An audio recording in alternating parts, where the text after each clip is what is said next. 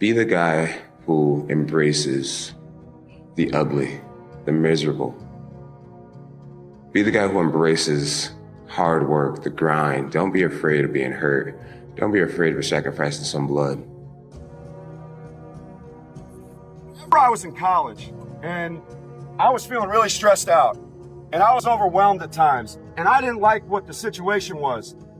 I would always say, what would I tell my future son? Because if I can't tell him to get through adversity right now, if I can't tell him to keep pushing through, if I don't live that, if I don't live through that, how am I gonna ever give him genuine advice one day to get through it on his own? So you gotta think, man, like sometimes you go through things and you don't know the reason at first, but it's not for right now. It's to help someone later, like your son or your daughter. Sometimes you're living through the toughest thing ever and you don't know why it's happening to you. But sometimes, guys, it's bigger than what you can even see right now. Sometimes your son gonna be looking you in the eye and say, Dad, how do I get through this? And then what are you gonna tell him when you quit before? What are you gonna tell him when you took shortcuts? That's the point, man. There's so much stuff that's bigger than you right now that you're going through for a bigger purpose than you can even imagine. There needs to be some period in your day where you remember that there's a world out there trying to tell you who you are, and there's a world in here that's trying to tell you who you are. Now, where do you want to put your eggs? Because the world outside is very noisy and very tempting, and it has all the razzmatazz, it has all the tinsel and all the glitter. It's got all the toys. But that's because you don't think you're enough in the first place. You don't think you're enough in the first place. The whole idea of the world to sell you stuff is, first of all, they have to make you feel bad about yourself, less than in some way. And I don't resent this system, by the way. It is the system. But what's the expression about don't hate the player, hate the game? Don't hate the game. Love the game because you're in it, mate. So own the game, accept the rules, and move on into the rules. So the world will try and tell you who you are, and you have to tell yourself who you are. And there's this ongoing battle. And somehow there needs to be a reconciliation between the two. But in the end, you've got to have all the eggs in your basket. There's also an ongoing internal battle, though, isn't there? There's the you that you want people to think you are, and there's the you who you are, and trying to figure out, like, how do I figure out who I am? Like, do I have a correct assumption of how the people are perceiving me and how I actually am objectively, or am I bullshitting the world with this suit and pocket square? Successful people work harder than the average person, and very hard. The average successful person works 6 days a week, 59 hours. In the beginning of their career, sometimes it's 7 days a week at 80 hours. But the average is 59 hours, 6 days a week. And I was listening to an interview of a very successful Hollywood impresario, and the interviewer was saying, what do you do on the weekends? With your spare time? And he said, pause. He said, I don't know any successful people who don't work less than 6 days a week. Everybody works 6 on the weekend. You work. That's what successful people do. They work long nights as well. And so many people, unfortunately, never were told that. If you want to be successful, because everybody wants to be successful, so the competition is fierce. Everybody wants to be successful. And nobody's better than you, and nobody's smarter than you. You have exactly the same abilities, just like you can drive a car, you can be successful. You can drive a car, you can become wealthy. These people who are wealthy are people who just work harder than the average person and work harder for a long time. I do believe in discipline. I'm somebody, my kids, they practice martial arts. They know, they know how to handle themselves in the woods. I really think it's enormously important, not for them, but also just as equally important for my daughter to be able to defend themselves and to be able to handle themselves and to, like, these things are, these sort of cornerstones of, I think, classic masculinity are super, super important, but equally important is being kind, is being empathetic, is to stand up for somebody who has less rights than you, somebody who's being picked on, somebody who's being put into the corner, somebody who's just sad. getting in touch with a side of them that's softer, having the courage to do that.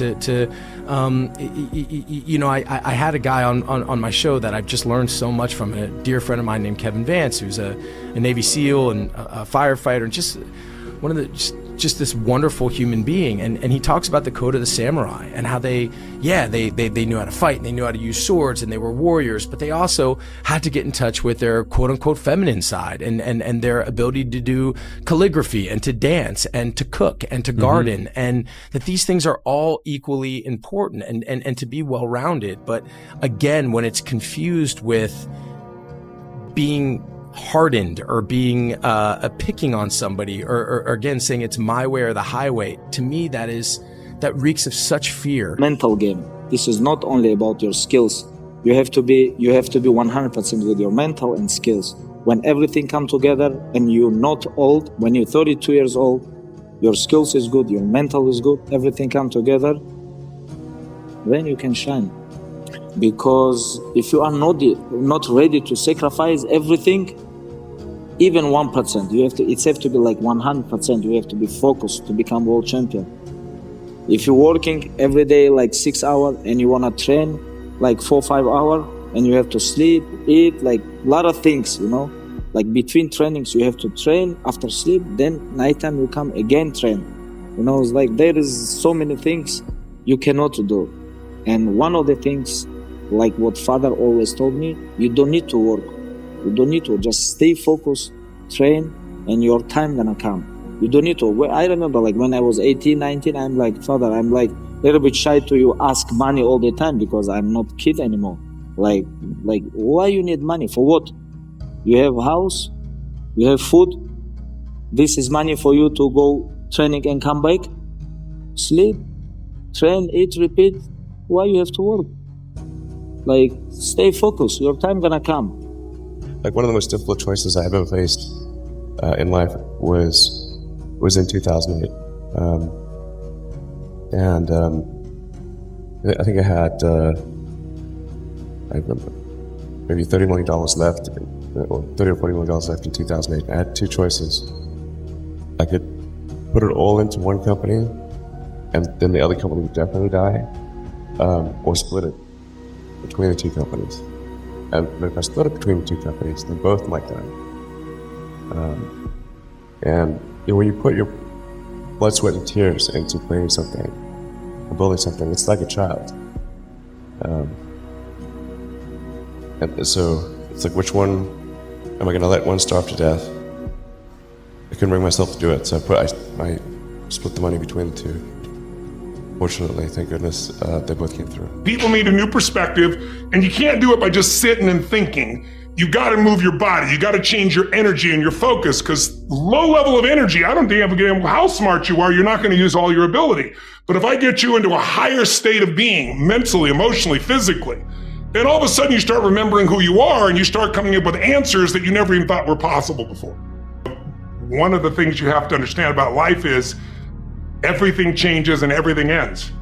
And that kind of sounds heavy on the front end, but it's a truth. If everything changes and everything ends, number one, it should make you appreciate what you have right now. And then my view is what's next is always better. If I make it so, it's my job to make it so. And so I think, for me, I look at it and say, when you said genius is a young man's game, I think that's total bullshit. I think passion is the genesis of genius.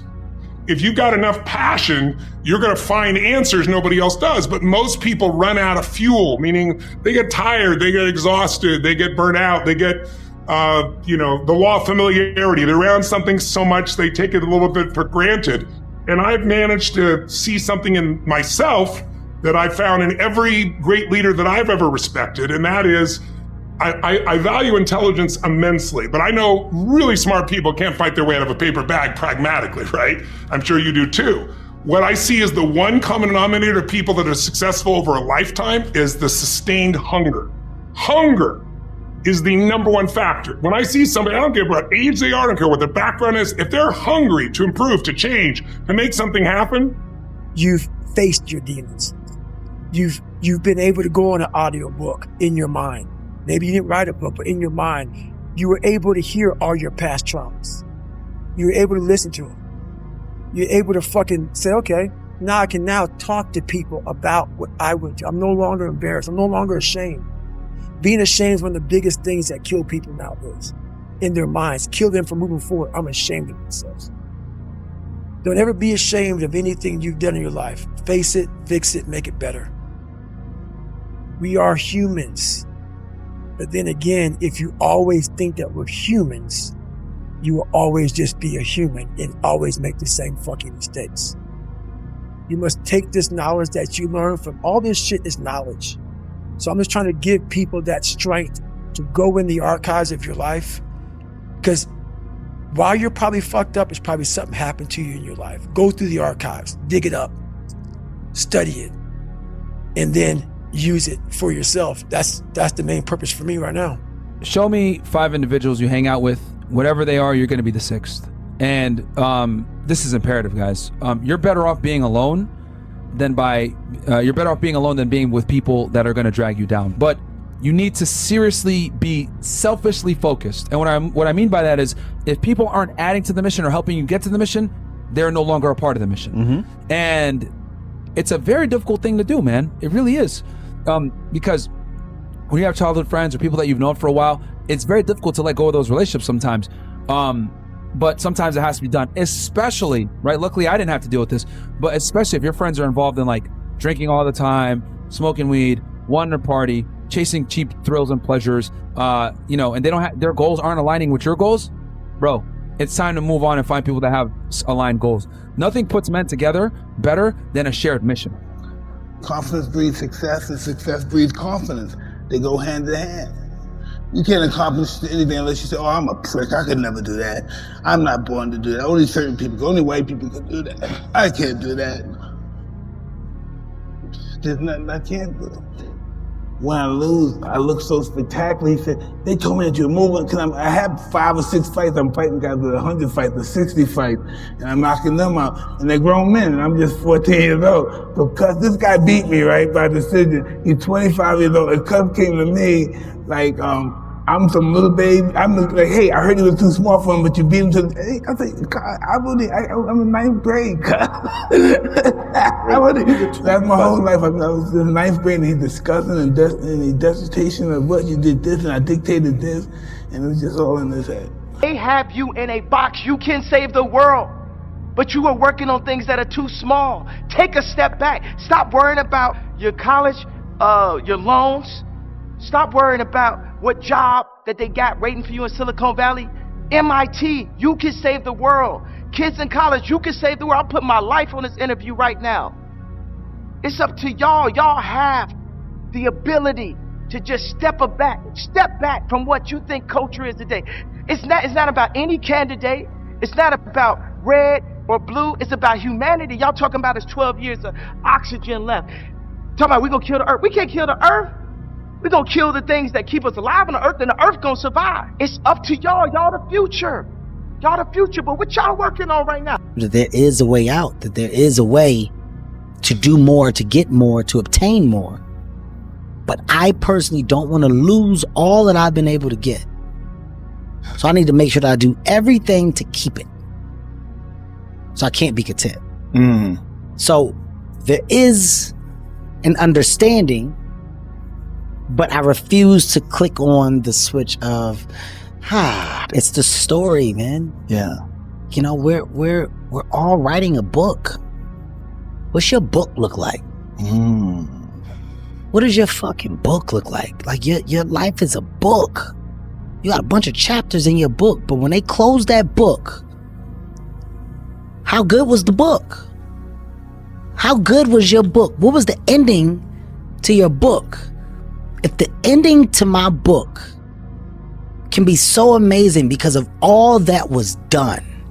Minimize the distractions in your life. We have so many distractions. The weapons of mass distractions cause most people not to begin to live their lives from the inside out, but from the outside in. You know, there's an African proverb that said, if there's no enemy within, the enemy outside can do us no harm. Shakespeare said, the forte of Brutus is not in our stars, but in ourselves, that we are underlings. So you have to program yourself, or your mind will be programmed. The other thing is that have goals that's beyond your comfort zone, because in order to do something you've never done, you've got to become someone you've never been. You've got to become a risk taker. Viscott said, if you're not willing to risk, you can't grow. And if you can't grow, you can't become your best. And if you can't become your best, you can't be happy. And if you can't be happy, then what else is there? And the other thing is upgrade your relationships. You earn within $2,000 to $3,000 of your closest friends. You've got to look at the people in your life and ask, what is this relationship doing to me? There are many people, because of the toxic, negative, energy-draining people in their lives, they will never be successful, because those toxic relationships will compromise their power. There's a new term in psychology, in psychiatry, called relational illness. There's some people that can make you sick. Now, some people might say, Les, can we change them? No. It's a full-time job changing yourself. And there's some people that's so negative, they can walk into a dark room and begin to rebel. We got to ask ourselves what we all, I think we can all agree, we all want more. We have dreams, we have goals. We got to ask ourselves first, more what? And that starts, I think, by going and answering that question, what do I value the most? And so look at the things that you already got involved to that you value.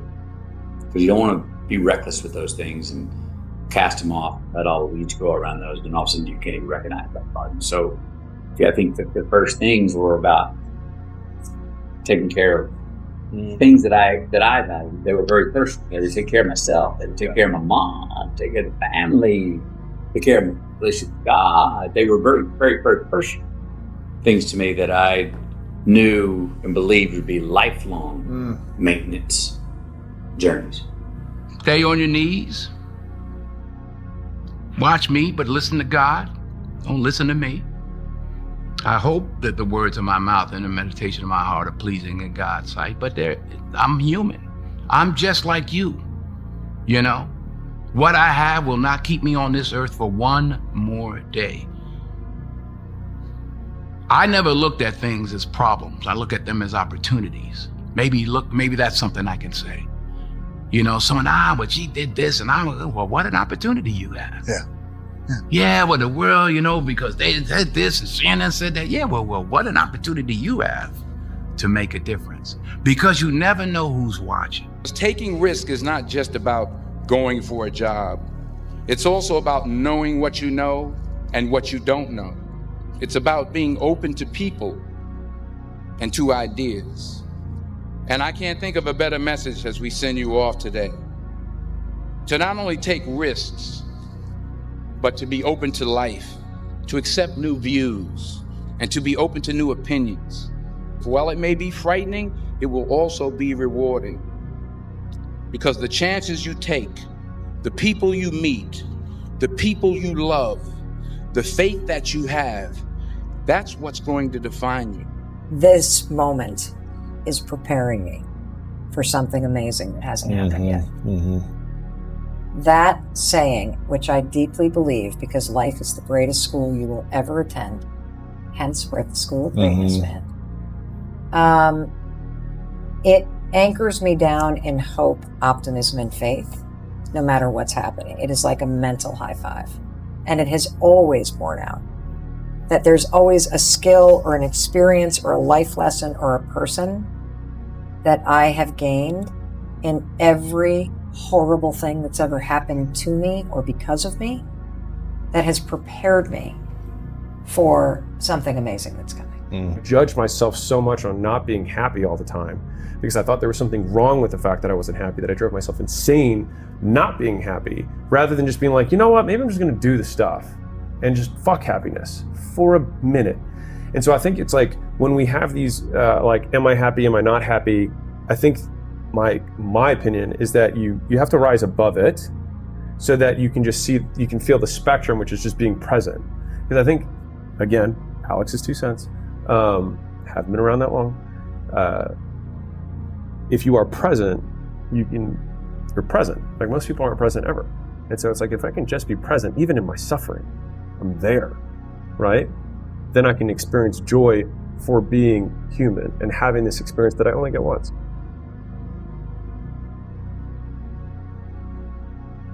That's life. It just, those feelings of failure are so hard. They're so hard to get over, and they overwhelm people, and some people can't get past them. And then every time some new thing comes up, when you have to rise to the occasion, you have to perform, you think about that time you failed. It fucks your head up, man. You think, I'm a fucking loser, I can't do this, I'm gonna fail, I'm gonna fuck up, you know? Like bombing. Like, how many times have you had a bad set, and you're like, God damn it, I suck at comedy, I can't do this. I can't do this. I suck at comedy. That's just it. I just suck. And then you define yourself that way. You got to get over it. I think I learned it from martial arts, because you get your ass kicked. You know, if you don't want to get your ass kicked, then you either quit fighting or you learn how to get a lot better. You know, and you can get your ass kicked in training, which happens all the time. And, you know, you learn from those mistakes. You learn, you know, maybe you're stationary too much, or maybe you telegraph too much, or maybe you got tired and you haven't been doing your cardio. Those failures that you have from martial arts are so consequential, because you get hurt. Like, you physically get punished, and then you don't want that to happen again. So you got to be either quit or get way better.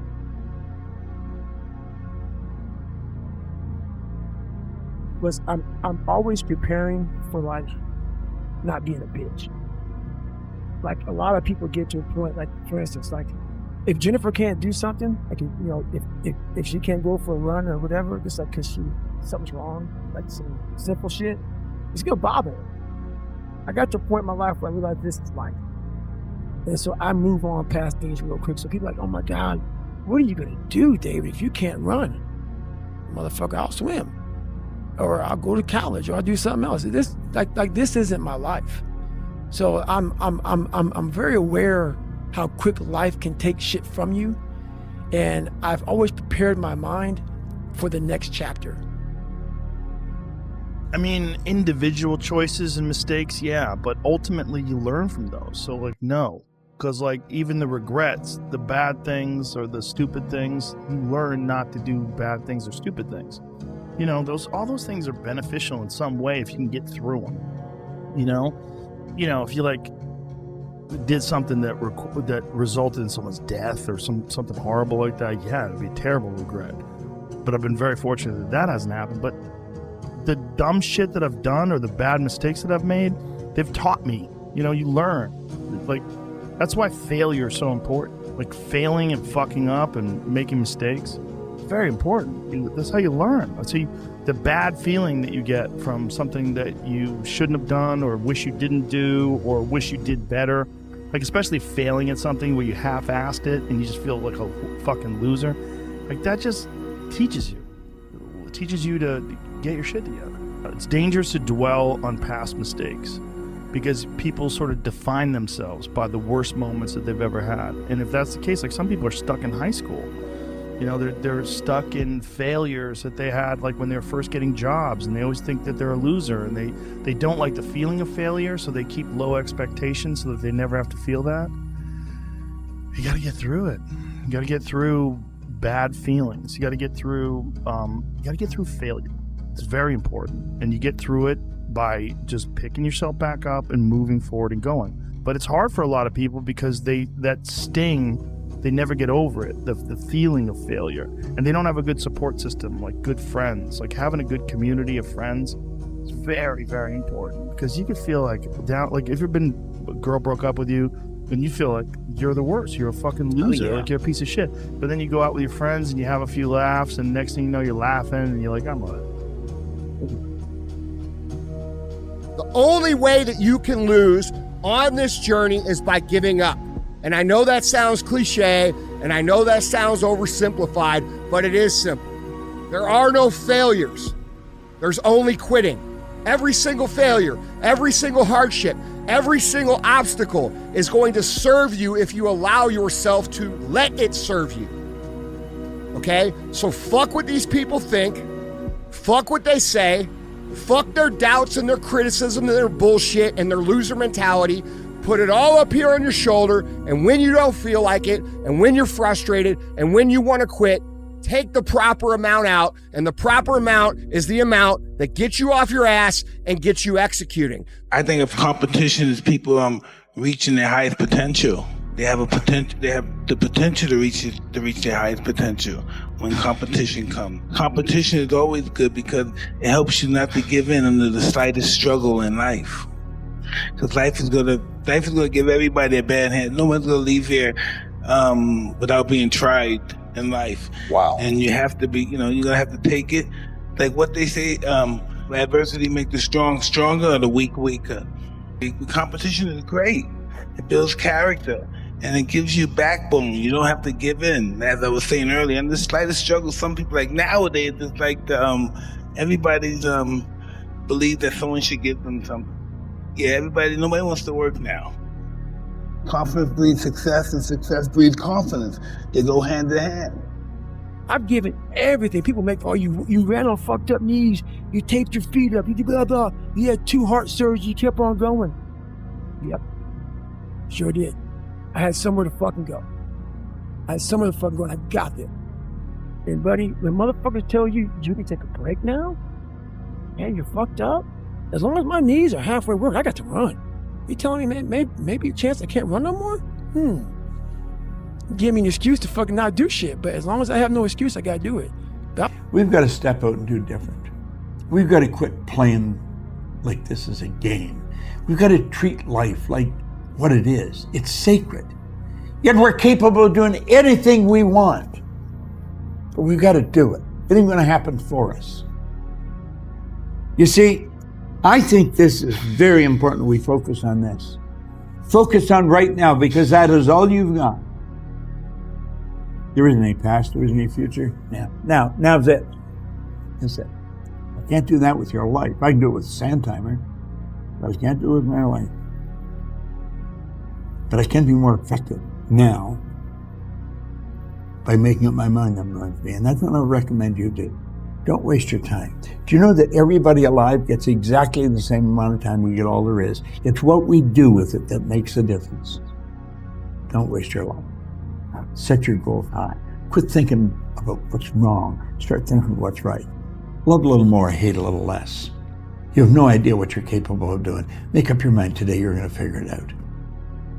When you're pursuing your greatness, you don't know what your limits are, so you act like you don't have any. You live from a place of the willingness to live life courageously, to be willing to take chances, to become a risk taker, to make impact, to go beyond believing to knowing, to lean not unto your own understanding, to feel within yourself there's some cause, there's something that's bigger than me, but I'm never alone in facing this, that there's a presence that will never leave me nor forsake me.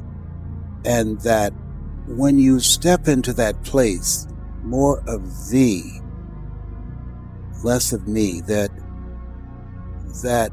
there's a place where we can go within ourselves.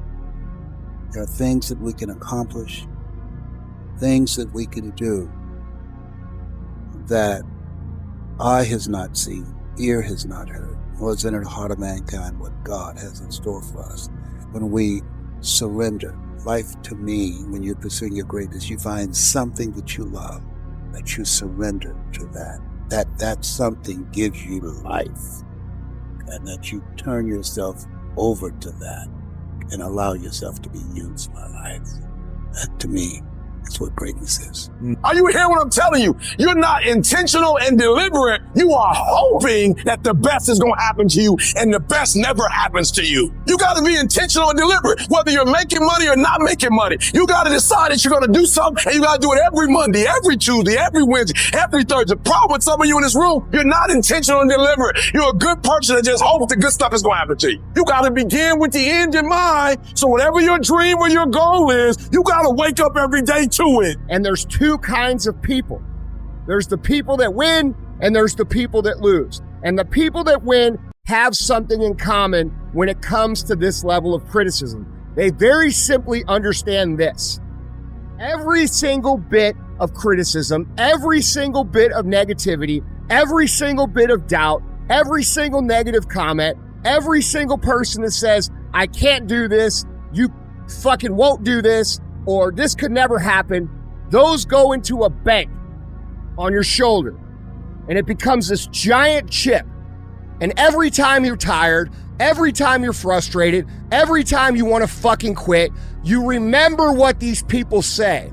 And winners understand that this is some of the most valuable fuel that you could ever have.